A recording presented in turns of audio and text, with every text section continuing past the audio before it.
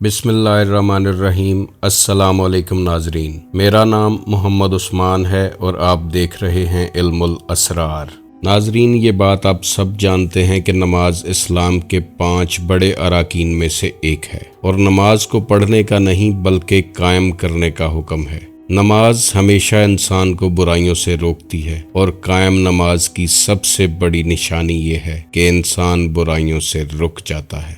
نماز عبد کا رابطہ معبود سے جوڑتی ہے، لیکن کیا آپ جانتے ہیں کہ یہ 5 نمازیں کہاں سے آئی ہیں اور ہر نماز کی رکعتیں، سنتیں، فرض اور نوافل الگ الگ کیوں ہیں؟ ہر نماز میں 2 یا 4 فرض ہیں جبکہ مغرب کی نماز میں فرض کی تعداد 3 ہے۔ آخر ایسا کیوں ہے؟ ہم جو بھی عبادات کرتے ہیں ان کا تعلق کسی نہ کسی طرح اللہ کے پیغمبر اور رسولوں سے ضرور ہوتا ہے۔ جیسے بی بی ہاجرہ رضی اللہ عنہا نے مکہ میں جو کچھ کیا، جن رستوں پر وہ چلیں، ان رستوں پر چلنا اللہ نے حج کے اراکین میں شامل کر دیا۔ بی بی ہاجرہ رضی اللہ عنہا نے صفا مروہ کا چکر لگایا تو صفا مروہ کیے بنا کسی کا حج کمپلیٹ نہیں ہو سکتا۔ حضرت اسماعیل علیہ السلام کی قربانی کو ایک عظیم الشان قربانی بنا دیا، جس کی یاد میں مسلمان ہر سال قربانی کرتے ہیں۔ اسی طرح ہر نماز جو ہم پڑھتے ہیں وہ کسی نہ کسی پیغمبر سے ضرور جڑی ہے۔ فجر، ظہر، عصر، مغرب اور عشاء، ہر نماز کا جسٹ اور باطن الگ ہے۔ ہر نماز انسان کے اندر ایک الگ تبدیلی لاتی ہے۔ ہر نماز کی انرجی اور وائبریشنز الگ الگ ہیں۔ ہر نماز کے ساتھ اللہ کے برگزیدہ پیغمبروں کی یادیں جڑی ہیں۔ آج کی ویڈیو میں آپ نمازوں کے پیچھے چھپے ان رازوں کو جان لیں گے جن سے شاید آپ پہلے کبھی واقف نہ تھے، اور اگر نماز کے باطنی اسرار و رموز کو دل میں رکھتے ہوئے نماز ادا کریں گے تو یہی نماز آپ کے لیے معراج ثابت ہوگی، کیونکہ رسول کریم صلی اللہ علیہ وآلہ وسلم کا فرمان عالی شان ہے کہ نماز مومن کی معراج ہے، اور یہ نماز دیدار الہی کا سب سے بڑا ذریعہ ہے۔ ویڈیو میں آگے بڑھنے سے پہلے آپ سے گزارش ہے کہ ویڈیو کو لائک کیجیے گا، شیئر کیجیے گا اور چینل کو سبسکرائب کیجیے گا۔ آپ کا ویڈیو کو لائک، شیئر اور کمنٹ کرنا ہمارا حوصلہ بڑھاتا ہے۔ ناظرین، آپ یہ جان کر حیران ہوں گے کہ فجر کی 2 رکعتیں پڑھنے والا سب سے پہلا شخص بذات خود حضرت آدم علیہ السلام تھے۔ حضرت آدم علیہ السلام کو جب جنت سے زمین کی طرف بھیجا گیا تو یہ رات کا وقت تھا۔ رات کے شدید اندھیرے نے حضرت آدم علیہ السلام کو پریشانی میں مبتلا کر دیا تھا۔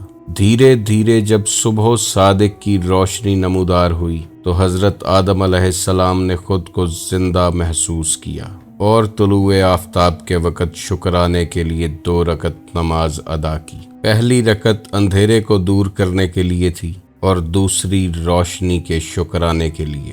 اللہ تعالیٰ کو حضرت آدم علیہ السلام کی یہ دعا اتنی پسند آئی کہ نبی کریم علیہ السلام کی امت پر یہ 2 رکعتیں فرض کر دی گئیں۔ نماز ظہر کی بات کریں تو ظہر کی 4 رکعتیں پڑھنے والے سب سے پہلے شخص حضرت ابراہیم علیہ السلام تھے۔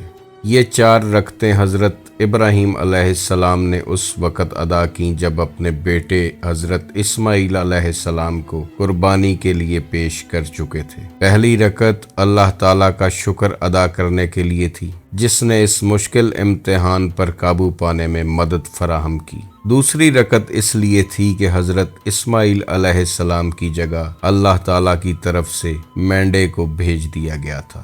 تیسری رکعت اللہ تعالیٰ کی طرف سے کیے جانے والے ڈائریکٹ خطاب کے لیے تھی جو انہوں نے حضرت ابراہیم علیہ السلام سے کیا۔ اور چوتھی رکعت اس لیے تھی کہ اللہ تعالیٰ نے حضرت ابراہیم علیہ السلام کو صبر کرنے والا بیٹا عطا کیا، کیونکہ اگر حضرت اسماعیل علیہ السلام اس قربانی سے انکار کر دیتے تو حضرت ابراہیم علیہ السلام کے لیے اللہ کے حکم کو پورا کرنا مشکل ہو جاتا۔ اللہ تعالیٰ کو حضرت ابراہیم علیہ السلام کی یہ دعا اتنی پسند آئی کہ اللہ نے ظہر کی نماز میں یہ 4 رکعتیں رسول اللہ صلی اللہ علیہ وآلہ وسلم کی امت پر فرض کر دیں۔ نماز عصر کی بات کریں تو عصر کی 4 رکعتیں پڑھنے والے سب سے پہلے شخص حضرت یونس علیہ السلام تھے۔ حضرت یونس علیہ السلام جب مچھلی کے پیٹ میں تھے تو انہوں نے آیت کریمہ پڑھتے ہوئے اللہ تعالیٰ سے دعا فرمائی اور اللہ تعالیٰ نے انہیں مچھلی کے پیٹ سے نجات عطا فرمائی۔ مچھلی کے پیٹ سے نکلنے کے بعد حضرت یونس علیہ السلام نے 4 رکعت نماز شکرانہ ادا کی، اور یہ 4 رکعتیں 4 طرح کے اندھیروں سے نکلنے کا شکرانہ تھا۔ سب سے پہلا اندھیرا مچھلی کے پیٹ کا تھا، دوسرا اندھیرا پانی کی تاریکی تھی، تیسرا اندھیرا بادلوں کا تھا، اور چوتھا اندھیرا رات کی تاریکی تھی۔ حضرت یونس علیہ السلام نے اندھیروں کی 4 حالتوں سے نجات کے لیے یہ 4 رکعت نماز ادا کی۔ اللہ تعالیٰ کو حضرت یونس علیہ السلام کی یہ دعا اتنی پسند آئی کہ اللہ نے عصر کی 4 رکعتوں کو رسول کریم صلی اللہ علیہ وآلہ وسلم کی امت پر فرض کر دیا۔ نماز مغرب کی بات کریں تو سب سے پہلے 3 رکعتیں پڑھنے والے شخص حضرت داؤد علیہ السلام تھے۔ جیسا کہ آپ جانتے ہیں کہ انبیاء کرام گناہوں سے پاک ہوتے ہیں، مگر کبھی کبھار کوئی غلطی یا کوتاہی کر بیٹھتے ہیں، جس کے عوض اللہ تعالیٰ کی طرف سے انہیں نصیحت کی جاتی ہے۔ حضرت داؤد علیہ السلام سے ایک دفعہ جب غلطی ہوئی اور اس کے بعد اللہ تعالیٰ نے انہیں معاف فرما دیا تو شکرانے کے لیے حضرت داؤد علیہ السلام نے 4 رکعت نماز شروع کی، لیکن کسی وجہ سے وہ تیسری رکعت سے آگے نہ بڑھ سکے اور آپ نے 3 رکعتوں کے بعد نماز ختم کر دی۔ اللہ تعالیٰ کو حضرت داؤد علیہ السلام کی یہ دعا اتنی پسند آئی کہ اللہ نے مغرب کی 3 رکعتوں کو رسول کریم صلی اللہ علیہ وآلہ وسلم کی امت پر فرض کر دیا۔ نماز عشاء کی 4 رکعتوں کی بات کریں تو اس میں 2 روایات ملتی ہیں۔ پہلی روایت میں آتا ہے کہ یہ 4 رکعت نماز پڑھنے والے پہلے شخص حضرت موسیٰ علیہ السلام تھے۔ آپ 10 سال تک حضرت شعیب علیہ السلام کے ساتھ رہے اور اس کے بعد اپنے اہل و عیال کے ساتھ مصر کا سفر کیا۔ سفر کے دوران آپ 4 پریشانیوں میں گھرے ہوئے تھے۔ پہلی پریشانی یہ تھی کہ دوران سفر آپ کی بیوی حاملہ تھی۔ دوسری پریشانی یہ کہ یہ سفر خاصا لمبا تھا۔ تیسری یہ کہ آپ اپنے بھائی حضرت ہارون علیہ السلام کی فلاح و بہبود کے بارے میں فکر مند تھے، اور چوتھی پریشانی یہ تھی کہ آپ اپنے دشمن فرعون کی وجہ سے پریشان تھے۔ انہی 4 پریشانیوں کے ساتھ آپ سفر کر رہے تھے۔ سفر کرتے کرتے جب آپ کوہ طور پر پہنچے تو یہ ایک اندھیری اور سرد رات تھی۔ اسی سفر کے دوران آپ نے کوہ طور پر آگ دیکھی اور یہ آگ جلتے ہوئے درخت سے اٹھ رہی تھی۔ اسی دوران آپ کو اللہ تعالیٰ سے گفت و شنید کرنے کی خصوصی سعادت نصیب ہوئی۔ قرآن پاک کی سورہ طٰہٰ کی آیت نمبر 11 اس واقعے کی طرف اشارہ کرتی ہے۔ پھر جب وہ آگ کے پاس آئے تو ندا فرمائی گئی کہ اے موسیٰ، بے شک میں تیرا رب ہوں، تو اپنے جوتے اتار دے، بے شک تو پاک وادی میں ہے۔ اللہ تعالیٰ سے بات کرنے کا شرف حضرت موسیٰ علیہ السلام کو ان 4 پریشانیوں سے نکالتا ہوا لے گیا جو آپ کو اس سفر میں درپیش تھیں۔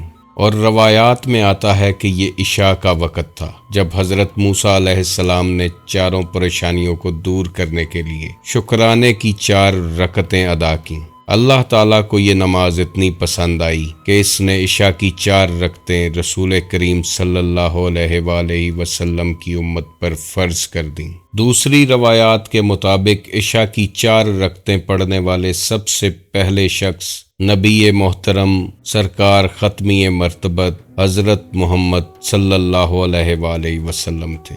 یہ وہ خاص بات ہے جو عشاء کی ان 4 رکعتوں کو مزید افضل بناتی ہے۔ اسی وجہ سے یہ 4 رکعتیں خاص اہمیت کی حامل ہیں۔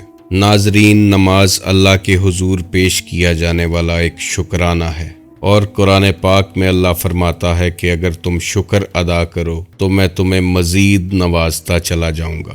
اللہ نے ہمیں دنیا کی تمام نعمتوں سے نوازا ہے اور اللہ کا شکر ادا کرتے رہنا بھی قرب الہی کا ایک راستہ ہے۔ اگر آپ خاص کنسنٹریشن کے ساتھ نماز ادا کریں اور دل دماغ کو ایک جگہ پر فوکس کریں کہ آپ اللہ کے حضور پیش ہیں اور اس کا شکریہ ادا کر رہے ہیں کہ اس نے آپ کو اس قابل کیا کہ آپ بارگاہ الہی میں پیش ہو سکیں، تو اس نماز کے انوار و تجلیات آپ کی روح کی گہرائیوں میں اتر جائیں گے۔ وہ نماز آپ کے اندر موجود انرجی کو کسی اور لیول پر لے جائے گی۔ یہ نماز آپ کا رابطہ اللہ سے جوڑ دے گی۔ ناظرین، یاد رکھیے گا کہ یہ نماز، روزہ، حج، زکوٰۃ قرب الہی کے راستے ہیں، منزل نہیں ہیں۔ منزل صرف قرب الہی اور معرفت الہی ہے۔ اس لیے نماز میں اگر اللہ کی یاد نہیں ہے یا نماز اگر اللہ کی یاد سے خالی ہے تو یہ ان عبادات میں شامل ہے جو روز قیامت منہ پہ مار دی جائیں گی۔